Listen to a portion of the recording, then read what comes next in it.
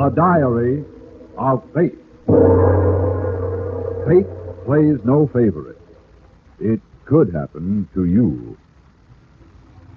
It is recorded that man's destiny is written upon the face of time. Each one's course is charted, from the cry at birth to the expiration at death. The life chart of Darrell James now before me is of particular interest. He was a bright young man about Wall Street. His classmates voted him the man most likely to succeed. But predictions in college yearbooks are merely wishful thinking. For the real truth and ultimate end is written on the larger ledger, that inexorable scroll in the diary of fate. And now, I, fate, accelerating the clock of time, bring into the present a momentous incident of the future. Darrell, darling, what are you doing with that gun? An old piratical custom. Just burying another Cantillon victim. Darrell, put that gun down, you man! Yes, Darrell James, whom the gods destroy, they first make mad. Your act of madness marks you for death, and will hang you from that ancient Bermudian scaffold as did the pirate of Cantillon. Remember, Darrell, fate is not unkind, fate is just, and justice demands that you die. In a moment I will read again from the Diary of Fate.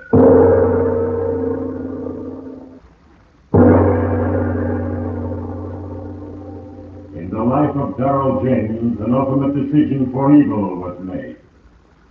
And that decision, so carefully thought out and planned, was doomed to failure because of the little things. For these are the tools with which I, fate, mold the pattern of your invisible destiny. Remember, Darrell, it was in New York City. You were the customer's man who became the lady's man.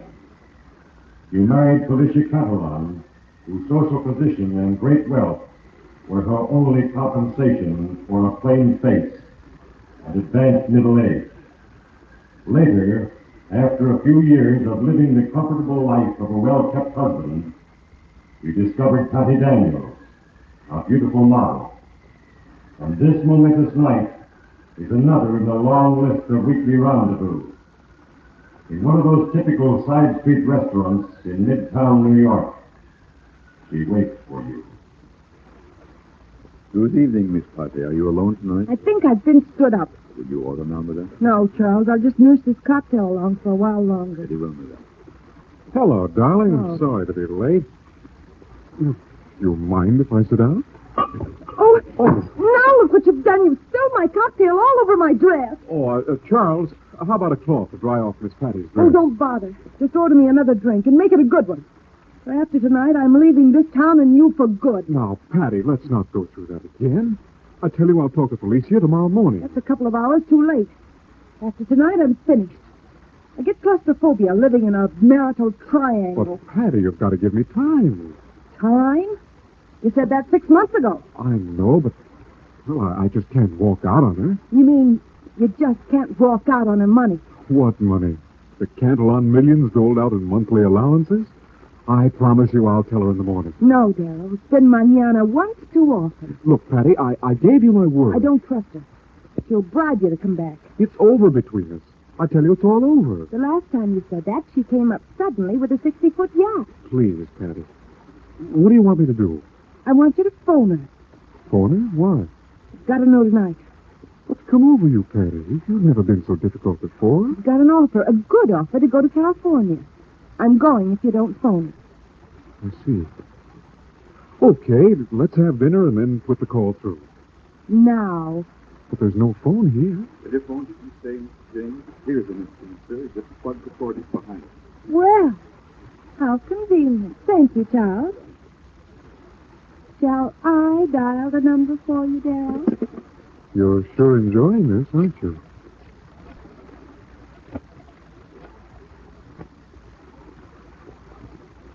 Hello? I'll take it. Hello, Felicia? This is Darrell. Yes, I'm in town. No, I'm not at my club.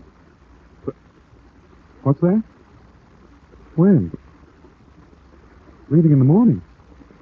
Why, yes, dear, of course. Yes, I'll be right home. Yes. Goodbye. Yes, Darrell James, because of a little thing. A still drink. Abby's long, smoldering resentment was sparked to a crisis. The result was a phone call. And then, quite suddenly, the cascading of events found you on a boat, heading for the sunny Isle of Bermuda. What was it, Darrell, Felicia said to you that so completely changed you from a deserting husband to a rekindled lover, embarked on a second honeymoon? And now the salt spray of the Atlantic sweeps the rail of the steamship Southern Cross, and you and Felicia, tucked in your deck chairs, have a picture of contentment.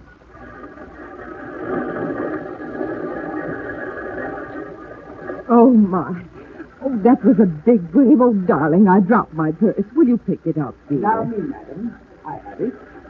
Here you are. Oh, thank you. Pardon me, but I noticed that one coin you dropped. May I see it again? Why, of course. Here you are. I thought so. This is quite a rare coin, you know. Oh, really? It's sort of a good luck piece. Oh, won't you sit down and join us in some free salt spray? Thank you. My name is Justin. Professor Frederick Justin. Oh, this is my wife, Mrs. James. How do you do, Mrs. James? You were saying about that coin, that it was rare. Yes. May I ask where you got it? Oh, my mother found it years ago on her place in Bermuda. Oh. You folks live on the island permanently or just a visit? Well, my wife has an estate down here, the Cantillon estate. It's near Spithead. It's quite a coincidence. Oh, what is? We are going to be neighbors. Neighbors? Oh, but Professor, are you sure?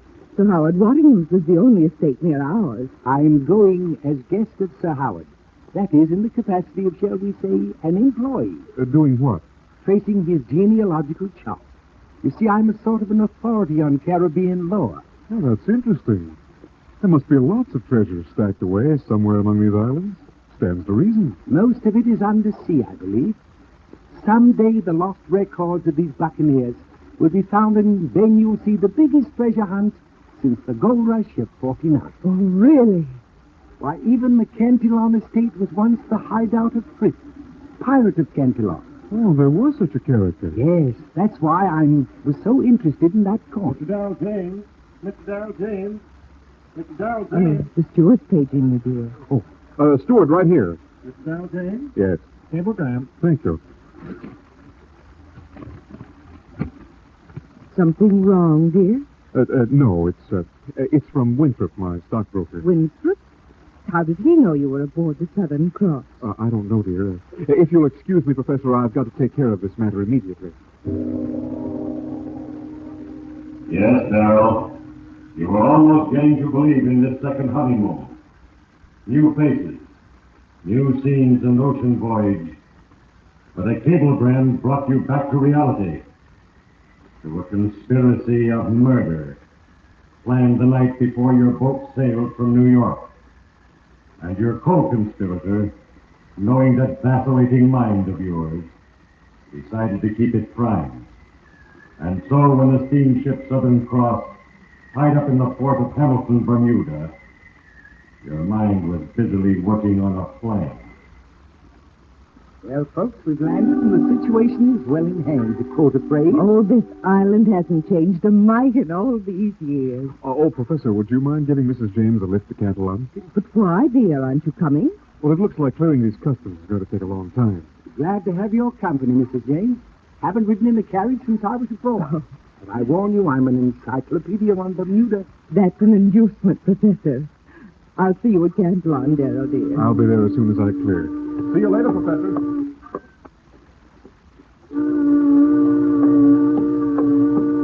Wonder if you could direct me to the cable office. Why, Patty, what are you doing here? Stop looking at that. Let's start walking. Now, what in the blazes are you doing in Bermuda? Your wire Never mind what my wire said. I signed that and sent it for a very good reason. But why? Because I found out that everyone who checks in on this island has to check out after a certain amount of time or apply for permission to stay on. There are 101 holes in your plan. Oh, Patty, why didn't you let me work it out in my way? Didn't it occur to you that it would look mighty suspicious if a Mrs. Darrell James came to Bermuda and didn't leave? Well, I hadn't thought of that. Anyway, you've got to stay out of sight. That is, until you're ready to leave. I know all about staying on side streets. You taught me all there was to know. Remember, darling? Well, just where are you staying? A private home in Warwick West. No one knows whether I come or go. Well, just stay right where you are. I will. What about you? Well, the first step is to find out about the airport deal and how to get that cash. And the next step is getting rid of Mrs. Darrell James, the original. We'll cross that bridge when we come to it. Just make up your mind to cross it, Darrell, because I've burned all the other ones behind us. Yes, Darrell. The fire of passion has burned many bridges. And though this last one on which you stand has spanned an ocean, there is still a chance to turn back, but for one thing: greed. It is the bond between you and Patty, and it has soul-searing quality. And so now you ride back to Pantalon. You watch the setting rays of the semi-tropical sun, and spacious Pantalon looms almost medieval in the descending twilight. And waiting for you as your ancient carriage rolls into the courtyard is Felicia, the original Mrs. Darrell James. Well, I thought you'd never get here. I did, too. Took hours to clear the customs. Hey, this is quite a place. Does it extend all the way to the bay? That's our private dock, I'll have you know. It looks almost as big as the port at Hamilton. Yes, it's too big. It's become sort of a white elephant. Oh, I see. In fact, I'd almost forgotten about it myself. Then I got this wire from the airline company offering to buy it. They said something about using it as a seaplane base. Yes, it's admirably laid out for an overseas base. Well, might as well get rid of this coat. You dropped something here. Looks like that cablegram. Why, it's signed Mrs. Darrell James. It was a little thing. The accidental incident. A crumpled cablegram signed not Winthrop, but of all things Mrs. Darrell James. You will have some explaining to do, Darrell, even to Felicia. Simple soul that she is. Perhaps your whole plan will dissolve into thin air. Soon, Darrell James, I will write again under your name in the diary of fate.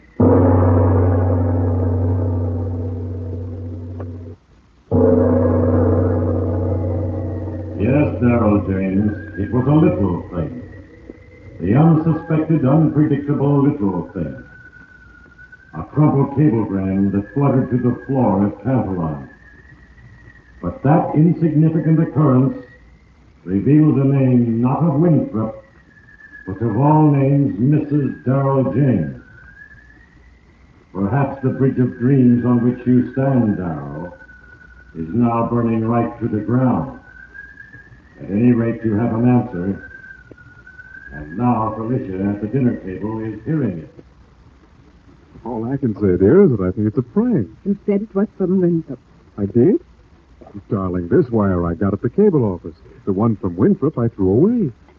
Darrell, there isn't another Mrs. Darrell James by any chance? Yes, there is, dear. What? My mother, Mrs. Darrell James Sr. That's not very funny. And besides, she's in California. And just what would she be wiring this for? You know, come to think of it, that cablegram could have easily come from Mother. She's always referred to my father as Mr. James. You know, it's beginning to make sense. She's full of quirks. I'll cable her in the morning. It still doesn't make sense. Oh, someone at the door. I'll see who it is. Well, good day, Professor. Or should I say good evening? I didn't mean to intrude on your dinner. I thought you folks might be through. Come, have some tea with us, Professor. No, thank you. I've had my quota for the next 6 weeks. Oh, by the way, Sir Howard was saying at dinner that Kentalon was one of the great show places on the island. Do you mind if I look around? Oh, no, of course not. I've got an idea. Let's all have a look around. It's still quite light out. After all, we'd like to be on hand when you stumble onto that pirate gold. Oh, Helen, you'll have to count me out, dear. I'm a bit worn from the trip.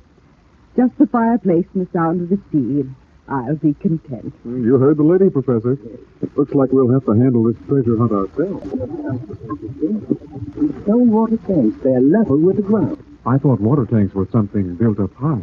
Well, on this island, there's no well water on account of the coral, so your only supply is the rainwater. See these roofs sort of corrugated and lime-painted. They serve as water catchments for the rain. You're sure you got this all out of books, Professor? Sir Howard was telling me that the water tanks on his estate and this one have secret storage rooms directly under them. For what? To hide their pirates' loot from the inspectors of His Majesty's government. Well, maybe there's still some of the treasure hidden there. Not very likely. But anyway, let's have a look. Now, the trick is to find the entrances. And just how do you do that? Well, it must be parallel to Sir Howard's tank. At least, that might make a good place to start. What about over here? I think you have something. Yes. Yes, this sounds like it might be near. Now, the tank is here, and if the room is underneath, it must be here. Look. Look under the dirt. It sounds metallic. You're right, Mr. James. This may well lead to it. Here, just grab a hold here now. Pry it open the covering with this 2x4. Yes. Ready? All right. Well, this is something. Look, Professor. Those stone steps, they lead down to something. Willing to investigate? Well, it looks pretty ominous. Okay, let's go. Now, don't lose that flashlight, whatever you do. No. Man, this joint looks weird. I hope that water tank doesn't decide to give way after all these years. Now, this tunnel leads to somewhere. Why, look, Mr. James. Here's a room. Is this where the pirate of Cantillon hid his booty? Say, look at those spigots in the wall. What do you think they were for? They seem to connect with the water tank. Probably used for the overflow. When the rains got too abundant, they might have let some of the water into this room. Maybe it was to drown his victims. You know, this crawl seems hollow. I wonder if there might be another room below. Why, George, you're right, Professor. Look at these metal rings. Must be attached to something. Let's take hold and see what happens. Yes. It's coming up. There. Oh, put that flashlight down there, Professor. There. Why, it's another room. Shall we investigate? Might as well. We might find the treasures of the pirate of Cantillon. What? Now I've seen everything. This is a strange set. And foul smelling. Like the corpses. Let's go further in. Say, Professor, those vaults, what are they for? Looks like Egyptian money. Perhaps this was a special room for the pirate ship. This room gives me the shudders. Looks to be an ideal place for murder. So it would seem, Professor. So it would seem. As it so often happens, it is the little things that resolve into the big things. A rare coin resulting in a shipboard acquaintance, and the casual stroll around Cantillon that led to the secret room. You have chosen the path of evil, Darrell, but all you can see is the perfect road to success. And so you planned as you traversed it, step by step. Operator, connect me with Warwick 29, please. Hello, Patty. Listen, make reservations for one on the airways tonight. Sign the passenger list, Mrs. Darrell James. Well, good morning, darling. Up early, aren't you? Well, it was such a beautiful morning, I couldn't resist strolling about the grounds. Sounds like you've fallen in love with the place. Well, as a matter of fact, I have. I'm jealous. You know, Felicia, after looking over the place, I've got an idea. You don't want to sell? No. I thought it might be nice to sort of keep that strip with a guest cottage. It runs right alongside the water tank. It'd be nice to have a little place to come down to on a vacation.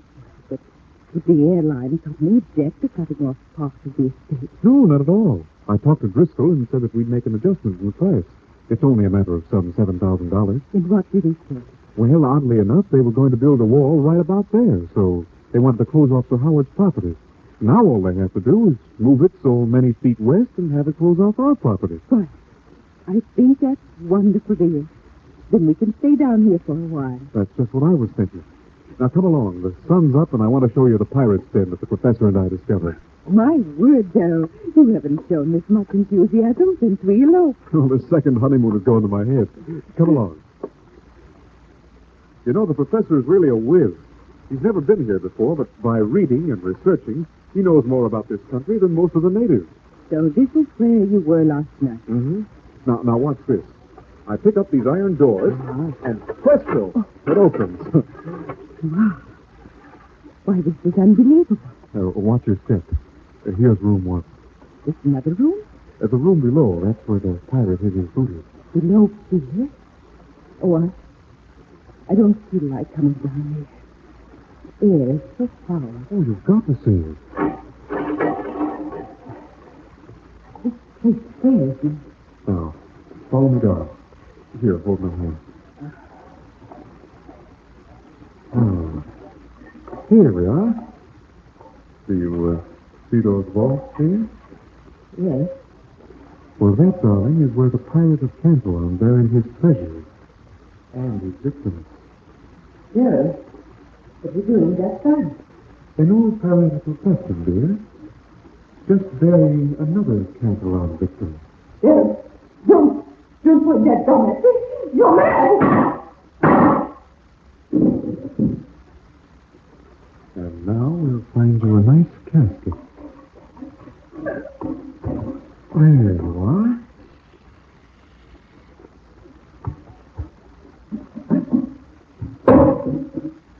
And to make the job complete, I'll just open those spigots and flood this room. They'll never find you, no matter where they search. Sleep gently, my love, in your watery grave.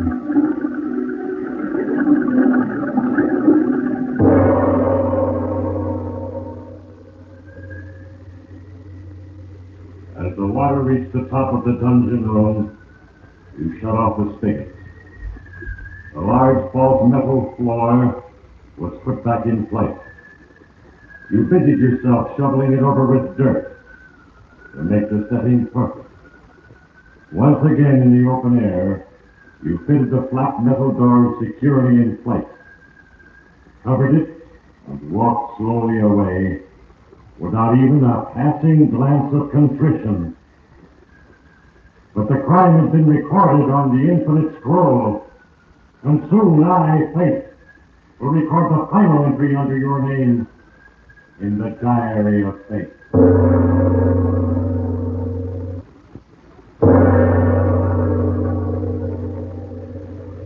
Yes, Darrell James, your cup of joy was overflowing. You had nothing to worry about. You received Mr. Driscoll of the airlines graciously, explained that Mrs. James was suddenly called back to New York. You received a certified check for $193,000. You made reservations for your return to the States by plane.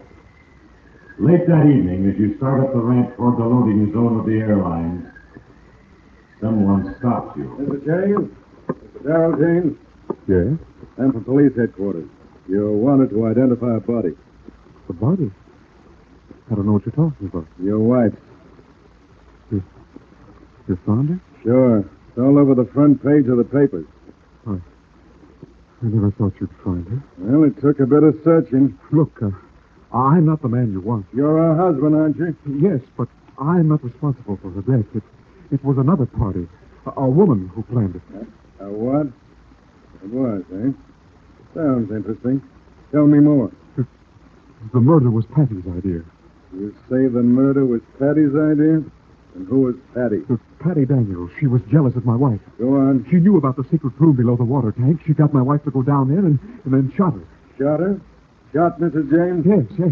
Where could we find this Miss Patty Daniels? Oh, she left last night on Flight 7. She's probably in New York by now. Flight 7, huh? Well, we can check that. I have a list of the passengers here. Oh, she's probably listed as Mrs. Darrell James. Oh, we have a Mrs. Darrell James listed. Then Patty Daniels is the person who posed as Mrs. Darrell James. Is that right? Yes, that's right. Well, before booking you for murder, young man, you're going to identify the body of a Mrs. Darrell James, alias Miss Patty Daniels. You see, we just recovered all the bodies of the passengers in the crash of Flight 7. As I said before, it was all over the front pages. Yes, Darrell James. The ironical coincidence led you to a confession. A simple routine question concerning the identification of a passenger listed as Mrs. Darrell James caused you to blurt out the real truth. It came so close to being the perfect crime, didn't it? And now it is time to close the book. In the case of Darrell James, as in the cases of all mortals, I, fate, am but the instrument of a plan.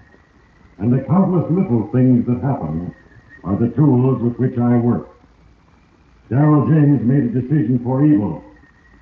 Then I, fate, intervened. And because of little things, he unwittingly confessed to a crime for which he will pay with his life. Heed well the moral, you who listen, and remember, there is a page for you in the diary of fate. Included in our cast were Herbert Litton, Virginia Gregg, Joe Forte, Byron Kane, Ray Erlenborn, Jimmy Murphy, and Hal Sawyer. Diary of Fate is a Larry Finley production, transcribed in Hollywood.